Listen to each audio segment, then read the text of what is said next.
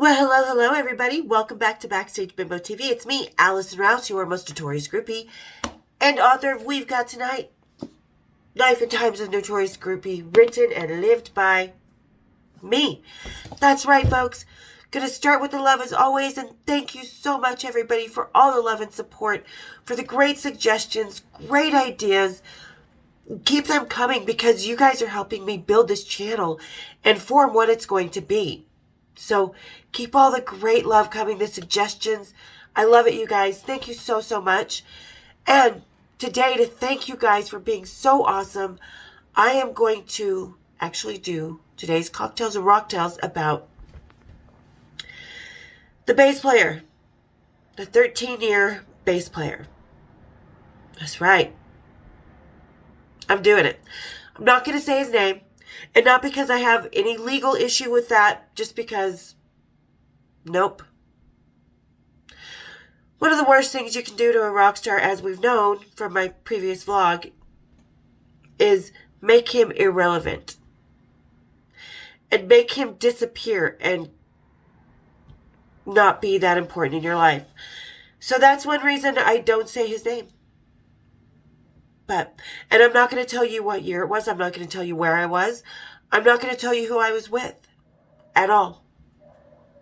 So, everybody kick up your feet.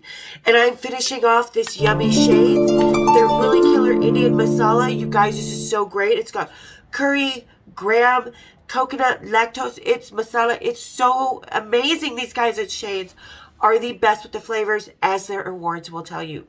All right, guys. Kick up your feet. Let's have a little cocktails, rocktails, shall we? Cheers, big ears. Okay. So, like I was saying, once upon a time in groupie land, there was a little girl. Her name was Allison. Allison had met this really hot musician. They had been seeing each other on and off for a while, on and off the road, and he happened to be off the road. So he decided he was going to come to her town and visit. And he said, well, I can come visit when this other band that I know is in town, and we can go see them and hang out. And I was like, fuck yeah, because, shit, yeah, I'm going with one musician to another, and I love that. I love being able to go see shows with my man, which you can really only do with a musician in my world. So, and I'd never seen this band play before. I always wanted to see him, so hell yeah, come during that time, we'll go, we'll hang out, we'll have a blast. And he was just coming for like 3-4 days. It was a long weekend. So, he flies into town, we do our usuals, hello, hey babies. Daddy, reverse cowgirl. Anyway, our usual greetings, and hang out, do dinner. The next night is the show with the other band.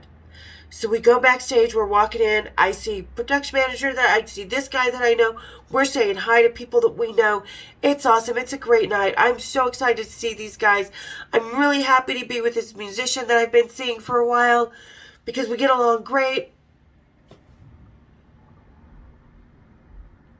And, yeah. But, so anyway, we go backstage, and we go into one of the dressing rooms. Say hello to this guy, to the guitar player. Introduces me. This is Allison. She's my girl, blah, blah, blah. Takes me to the next dressing room. Same thing. Hey, great to meet you. Come back. Out.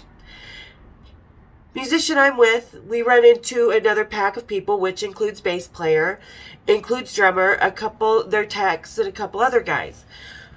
Production manager and stuff. And so we walk over, get introduced. Guy I'm with is like, I have to go to the bathroom. I'll be right back.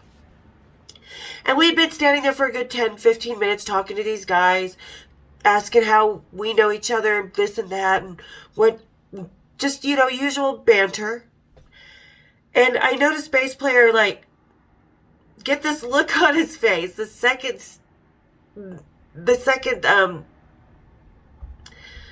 the other musician I was with turns and walks away. not even out of earshot yet, not even to the bathroom door, which is around the curve, because if you know, most backstages are curved. Anyway, bass player comes over and he kind of leans on the wall next to me because I was just leaning up against the wall.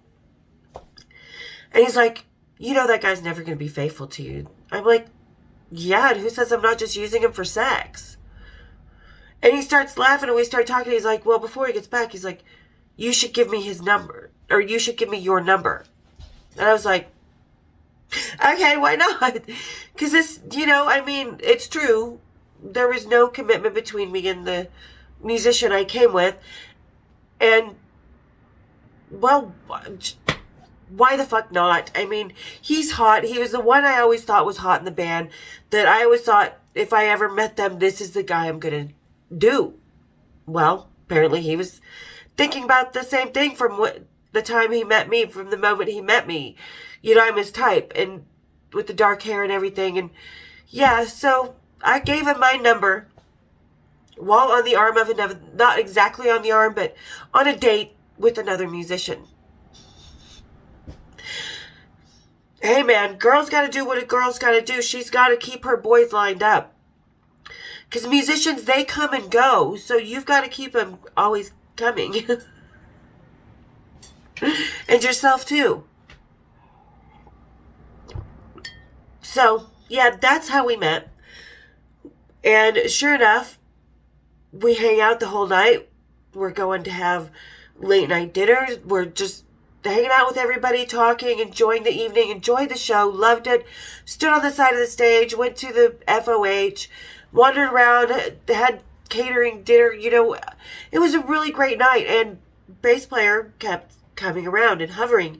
And musician I was with was even like, I think he likes you. He's like, you're his type.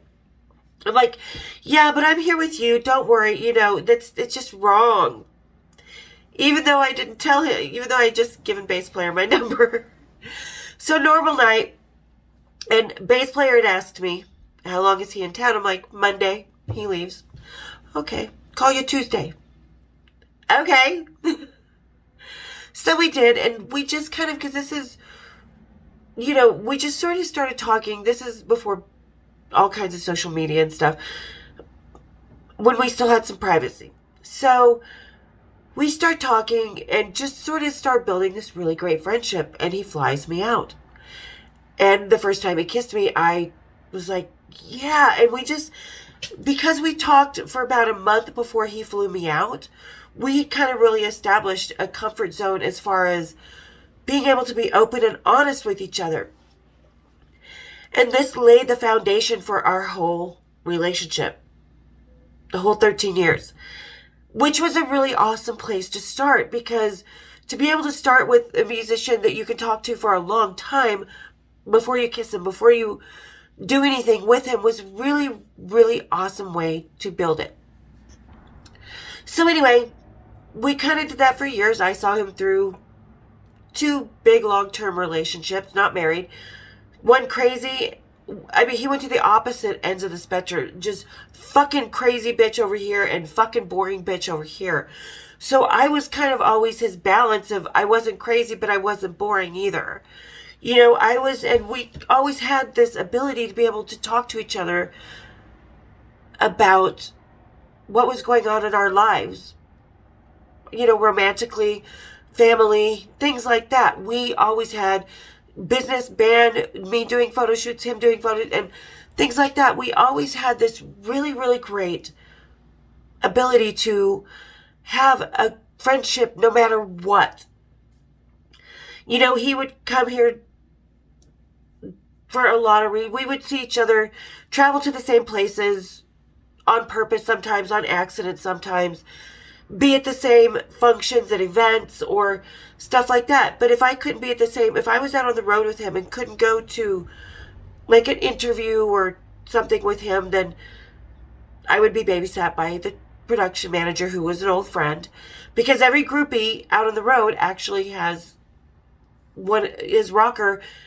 her rocker has someone that watches after her and keeps an eye on her and takes care of her when he cannot be there even for a few hours in the day during interviews or whatever. Because sometimes you go with them, sometimes you don't. So that was kind of, our thing. Fast forward. Years later. So we've built this really great relationship where we're seeing each other on and off the road, hanging out, having a blast, with just the most amazing friendship. Like, I can't even begin to describe how our friendship was. Like I said, years and years later, I cannot be with him in the city that he's in. So, he's coming to my city. I'm hanging out with my friend. I've got my babysitter. We're having a good night.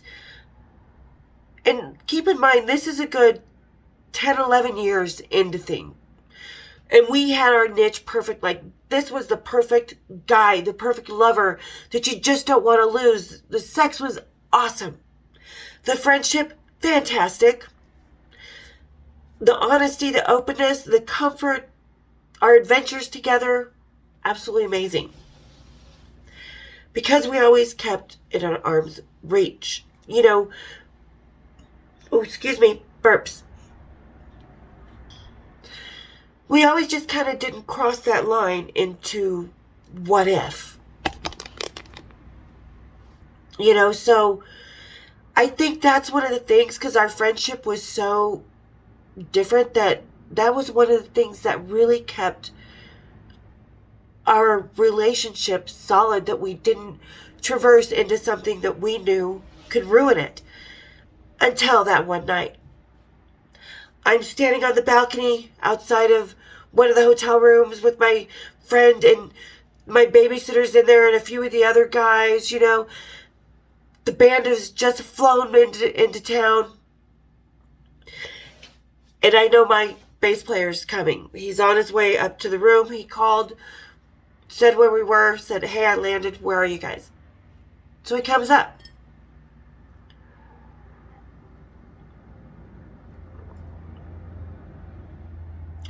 And when you are a groupie in rock and roll, this is the last thing you fucking want, because, you are going to be in a mess of trouble. I remember standing on the balcony, and the doorway into the room was directly across from me. Talking to Amber, having my cigarette, babysitter, other guys are just hanging out. We all just come from the hotel bar. And I remember hearing the door knock, because the balcony door was open. And I was looking down, and I looked up, and here comes the bass player. And as I looked up, and as he looked at me, it just, like fireworks in my belly. And just this amazing fucking feeling. And, those sparks that, and I thought, oh shit, because we had sparks, we had chemistry, but this was a different spark of like, almost like the first time of seeing him. And in a way, I was seeing him different. And he stopped too. And he was like, whoa. He felt the same thing, because we discussed it later that night. What the fuck? He's like, when I walked in the room tonight, and I was like, oh my God, me too. Because he came, and we both just sort of stopped and stuttered in our steps towards each other. Because of that. And the whole room, and even my friend who had known me, she's like, holy shit. She's like, something changed between you guys right then and there, that second. And yeah, the whole room just kind of, even though they knew we had all been together for a decade. We had been seeing each other for a decade. And I had seen him through other relationships. And he'd seen me through other relationships with other musicians and stuff like that. I mean, we met when I was first dating another musician. And right then I knew that was the downfall. That was going to be the end of our relationship, because he walked over and the first thing he said is like, why have I never thought about this before? Did you feel that? And I was like, yeah, I felt that. I don't know what just happened. And he just smiled, and like, all of a sudden I was so precious to him. And I was already precious to him, but it was a different kind. So, and he started talking about it. So we smoke a joint, whatever, go back up to his room. My friend says goodnight and goes home, and we go up to his room and he's just talking about it and talking about it. And I'm like, no, let's just not talk about it. I haven't seen you for a while. I'm just so excited to see you. You know, we hung out, we caught up, we did our thing. Cowgirl. You know, not reverse. But, you know, and as the days went on, it just felt like something was growing in a different direction. And it wasn't necessarily a direction I wanted it to, because I'm like, I'm going to lose my fucking friend if this... Because he started talking about being in a serious relationship and started wanting more than what we had, which what we had for us as two people together was perfect. Like I said, we never fought. We were always happy to see each other. We always had time for each other. We surprised each other. It was wonderful. But we both had the space that we needed as individuals. And he wanted all of a sudden create that space and did it structurally in my flat. Not even going to get into that part.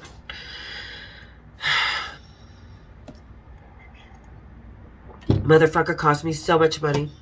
So you can see where that ended up. Anyway, you know, and we talked about it, and yeah, we ended up deciding, let's give this a go. He talked me into it. Now I see why one was crazy and one was just had to be so docile she was boring. Because maybe it wasn't the girls. And maybe, like I said, what we had was the perfect situation for him where he could really be comfortable and not be like possessive or jumping the gun or breaking down walls in my place to create two big spaces together. It just, you know, it went on for a while, for a couple years, but all of a sudden, one day, I mean, I'd seen him through a lot in life that most women would have walked away from because, like I said, we had a foundation and boundaries, which was great. We actually did great with those boundaries, and which made it more comfortable for us to talk about our actual lives with each other. So we're supposed to be moving in together, starting this life together. This place is being bought. And all of a sudden, he just starts disappearing. He just, at the time, and this is ghosting, is what we know now. And I'm like, where the fuck are you? What is going on? I'm getting my stuff packed. Gave up my lease, gave up my place. I'm ready to go. What is going on? You need to call me. You need to call me.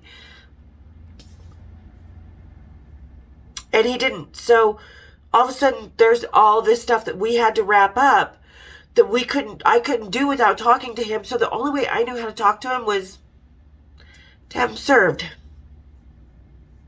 Because he just disappeared right before we were embarking on this different chapter of our lives. And he disappeared because someone else had come back into his life and he got scared and went there. And I had known about her. I had to have known about her because of certain things that happened between them. And yeah, he's married to her now, which that's fine by me. I knew, but don't try and, you know, I lost my friend. It wasn't that I was dumped by a lover, by my boyfriend, because no, that had nothing to do with it. I knew from the second those sparks flew across that room 2 years previously that was the downfall of this perfect situation that I had for 13 years. Even those 2 years, we tried to make something more serious out of it. We're pretty good. We're really great until like probably the last 3-4 months. And then he started disappearing. And then it was like, whoa, what's going on? You know? All of a sudden I wasn't allowed to come to the house over here anymore or this on tour. And it was like,